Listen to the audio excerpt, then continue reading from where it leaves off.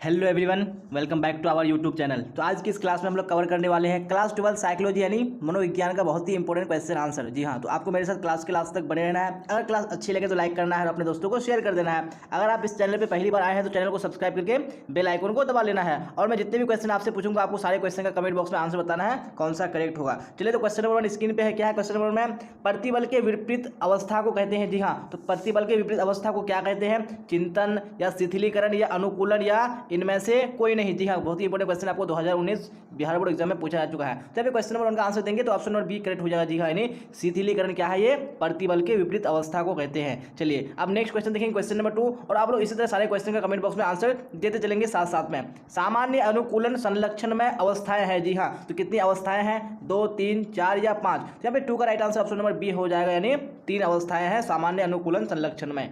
चलिए, अब next question देख लेंगे, क्वेश्चन नंबर 3। और जितने भी क्वेश्चन हम लोग कवर करेंगे यहीं से आपको बोर्ड एग्जाम में पूछा जाएगा, आपको यहाँ से बाहर नहीं पूछा जाएगा। तो आपको सारे क्वेश्चन को हर हाल में देखना है, सुनना है और समझने की कोशिश करना है।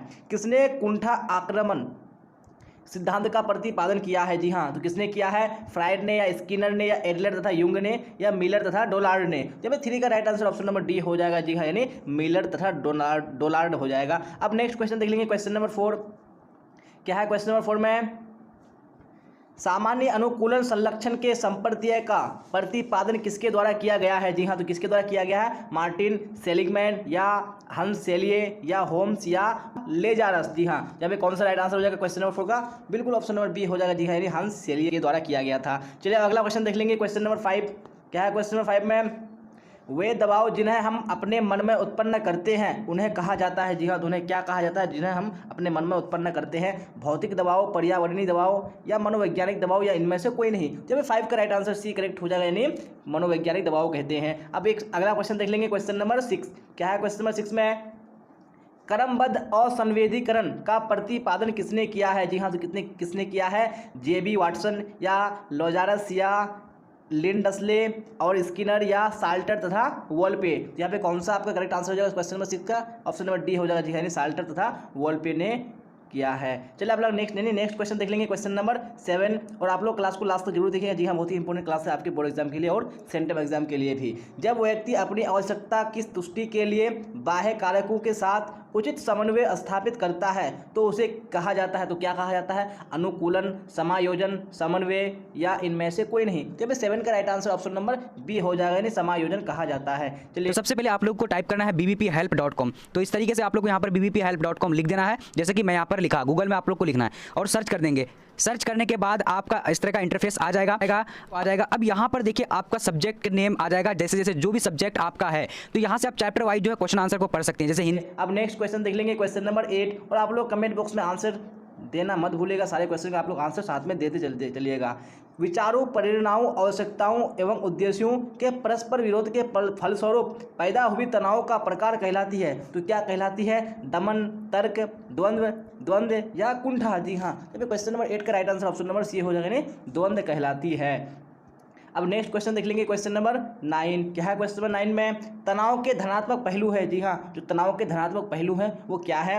परिश्रांति या डिस्ट्रेस या यूस्ट्रेस या इनमें से कोई नहीं? तो 9 का right answer option number C हो जाएगा, यानी यूस्ट्रेस हो जाएगा। देखिए, आपको बीएम एग्जाम 2020 में पूछा जा चुका है। चलिए, अब अगला क्वेश्चन देख लेंगे, क्वेश्चन नंबर 10।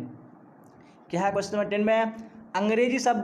अंग्रेजी के शब्द स्ट्रेस की उत्पत्ति किस भाषा से हुई है? जी हाँ, जो स्ट्रेस शब्द है उसकी उत्पत्ति किस भाषा से हुई है? ग्रीक, लैटिन, हिंदी या जर्मन? तो यहाँ पे 10 का right answer option number B हो जाएगा, यानी लैटिन भाषा से हुई है। अब नेक्स्ट क्वेश्चन देख लेंगे, क्वेश्चन नंबर 11। क्या है क्वेश्चन नंबर 11 में? तनाव के ऋणात्मक पहलू है। जी हाँ, तनाव के यानी इसको स्ट्रेस बोलते हैं, उसके ऋणात्मक पहलू क्या है? यूस्ट्रेस, डिस्ट्रेस या परिश्रांति या इनमें से कोई नहीं? यहाँ पे 11 का right answer option number B हो जाएगा, यानी डिस्ट्रेस हो जाएगा। अब नेक्स्ट क्वेश्चन नंबर 12 देख लेंगे। क्या है क्वेश्चन नंबर 12 में? तनाव प्रबंधन के लिए निम्नलिखित योजनाओं में कौन अधिक प्रभावी है? तो कौन सा प्रभावी है अधिक योजना?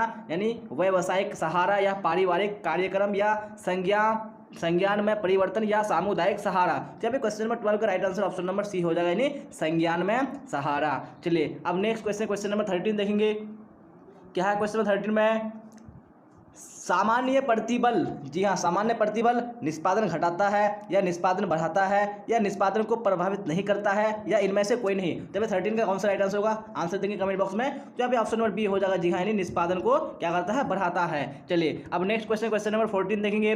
क्या है क्वेश्चन नंबर 14 में, हंस शैली के अनुसार तनाव एक विशिष्ट अनुक्रिया है या एक अविशिष्ट अनुक्रिया है या एक समायोजी अनुक्रिया है या एक असमायोजी अनुक्रिया है। जी हाँ, तो यहाँ पे क्वेश्चन नंबर 14 का कौन सा राइट आंसर हो जाएगा, ऑप्शन नंबर बी हो जाएगा, जी हाँ, एक अविशिष्ट अनुक्रिया है। चलिए अब नेक्स्ट क्वेश्चन, क्वेश्चन नंबर 15 देख लेंगे। क्या है क्वेश्चन नंबर 15 में, चलिए आंसर दीजिए। संवेगात्मक समायोजन का आशय है, जी हाँ, तो क्या आशय है, परिस्थिति के अनुसार अपना संवेग व्यक्त या अपने संवेग पर नियंत्रण रखना या हर परिस्थिति में समान संवेग व्यक्त करना या इनमें से कोई नहीं। तो 15 का right answer option number A हो जाएगा, यानी परिस्थिति के अनुसार अपना संवेग व्यक्त करना। चलिए अगला क्वेश्चन देख लेंगे हम लोग, क्वेश्चन नंबर 16।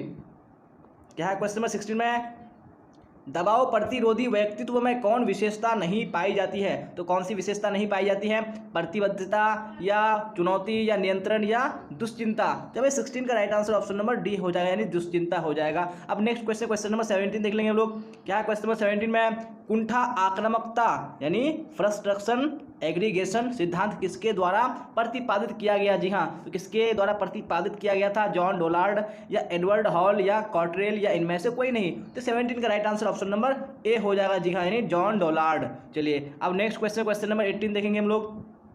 क्या है क्वेश्चन नंबर 18 में, तनाव उत्पन्न करने वाले कारक है। जी हाँ, तो कौन से कारक है तनाव उत्पन्न करने वाले, प्रतिगमन, प्रतिबल, प्रत्याहार या अनुकरण। तो अब 18 का right answer option number B हो जाएगा, यानी प्रतिबल। चलिए अब नेक्स्ट क्वेश्चन, क्वेश्चन नंबर 19 देखेंगे हम लोग। क्या है क्वेश्चन नंबर 19 में, आक्रमण के कारण कौन नहीं है। जी हाँ, तो आक्रमण के कारण कौन नहीं है, शरीर, क्रियात्मक तंत्र या सहज प्रवृत्ति या तदात्मीकरण या इनमें से कोई नहीं। तो यहाँ पे 19 का right answer option number A हो जाएगा, यानी शरीर, क्रियात्मक तंत्र यह क्या है, आक्रमण के कारण नहीं है। अब नेक्स्ट क्वेश्चन, क्वेश्चन नंबर 20 देखेंगे हम लोग। क्या है क्वेश्चन नंबर 20 में, लक्ष्य प्राप्ति में बाधा और आवश्यकताओं एवं अभिप्रेरकों के अवरुद्ध होने से उत्पन्न होता है। तो क्या उत्पन्न होता है, आंतरिक दबाव, कुंठा या द्वंद्व या इनमें से कोई नहीं। यहाँ पे 20 का right answer option number B हो जाएगा, यानी कुंठा। चलिए अब नेक्स्ट क्वेश्चन, क्वेश्चन नंबर 21 देखेंगे हम लोग। क्या है क्वेश्चन नंबर 21 में, किसी वस्तु को खोने का बोध है, निर्धनता या वचन या सामाजिक असुविधा या इनमें से कोई नहीं। तो भाई 21 का right answer option number B हो जाएगा, जी हाँ, यानी किसी वस्तु को खोने का बोध क्या है, वचन है। चलिए अगला क्वेश्चन देख लेंगे हम लोग, क्वेश्चन नंबर 22। क्या है क्वेश्चन नंबर 22 में, चलिए आंसर दीजिए सारे। निम्नलिखित में से कौन प्रतिबल का स्रोत नहीं है। तो कौन प्रतिबल का स्रोत नहीं है, चिंता है, कुंठा या संघर्ष या सामाजिक सहभागिता।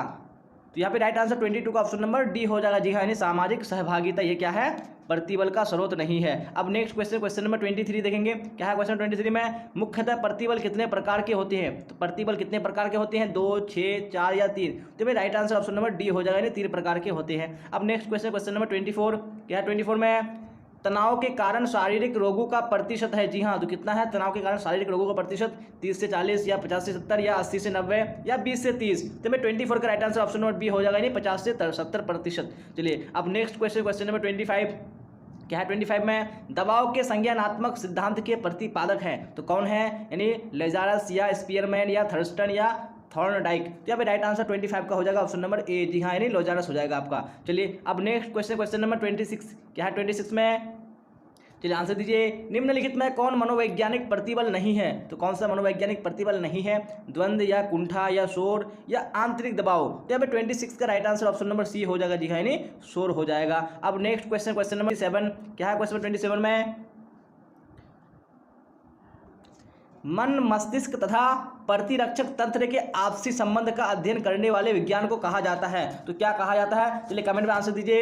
यानी फंक्शनल साइकोलॉजी या साइको न्यूरो इम्यूनोलॉजी या फैकल्टी साइकोलॉजी या इनमें से कोई नहीं। यहाँ पे कौन सा राइट आंसर होगा 27 का, बिल्कुल ऑप्शन नंबर बी हो जाएगा, जी हाँ, यानी साइको न्यूरो इम्यूनोलॉजी कहा जाता है। अब नेक्स्ट क्वेश्चन, क्वेश्चन नंबर 28। क्या है क्वेश्चन 28 में, चलिए आंसर दीजिए सारे कमेंट बॉक्स में। इनमें से कौन मानव निर्मित प्रतिबल है। जी हाँ, तो कौन सा मानव निर्मित प्रतिबल है, चक्रवात, भूकंप, बाढ़ या प्रदूषण। तो मैं 28 का right answer option number D हो जाएगा, यानी प्रदूषण जो है क्या है, मानव निर्मित प्रतिबल है। अब नेक्स्ट क्वेश्चन, क्वेश्चन नंबर 29। क्या है 29 में, चलिए आंसर दीजिए। सामान्य अनुकूल संलक्षण की तीसरी अवस्था का नाम क्या है? जी हाँ, तो तीसरी अवस्था का नाम क्या है? परिश्रांति अवस्था या प्रतिरोध अवस्था या चेतावनी प्रतिक्रिया अवस्था या इनमें से कुछ भी नहीं। तो 29 का right answer option number A हो जाएगा। जी हाँ, यानी परिश्रांति अवस्था। चलिए अब नेक्स्ट क्वेश्चन नंबर 30 देखेंगे हम लोग। क्या है क्वेश्चन नंबर 30 में? बर्न आउट अवस्था है। जी हाँ, तो बर्न आउट अवस्था है किसका अवस्था है? यानी शारीरिक तथा मनोवैज्ञानिक क्षीणता की या पर्यावरणीय तथा मानसिक विकास की या सामाजिक तथा धार्मिक उत्थान की या इनमें से कोई नहीं। तो 30 का right answer option number A हो जाएगा। जी हाँ, जो बर्नआउट अवस्था है वो किसका है? यानी शारीरिक तथा मनोवैज्ञानिक क्षीणता की। इसी क्वेश्चन के साथ हम लोगों ने आज के क्लास को बिल्कुल कंप्लीट कर लिया है। अगर आपको क्लास अच्छी लगे तो लाइक करना है और अपने दोस्तों को शेयर कर देना है। अगर आप इस चैनल पर पहली बार आए हैं तो चैनल को सब्सक्राइब करके बेल आइकन को दबा लेना है। अगर आपका कोई डाउट या कोई क्वेरी हो तो आप कमेंट बॉक्स में पूछ सकते हैं और डिस्क्रिप्शन में टेलीग्राम चैनल का लिंक डाल दिया गया है, आप वहाँ से भी अपने डाउट्स को क्लियर कर सकते हैं, जुड़ सकते हैं। चलिए, तो यहाँ तक बने रहने के लिए आप सबका धन्यवाद। फिर मिलेंगे हम लोग अगली क्लास में। Till then bye bye, tata, see you on the next class.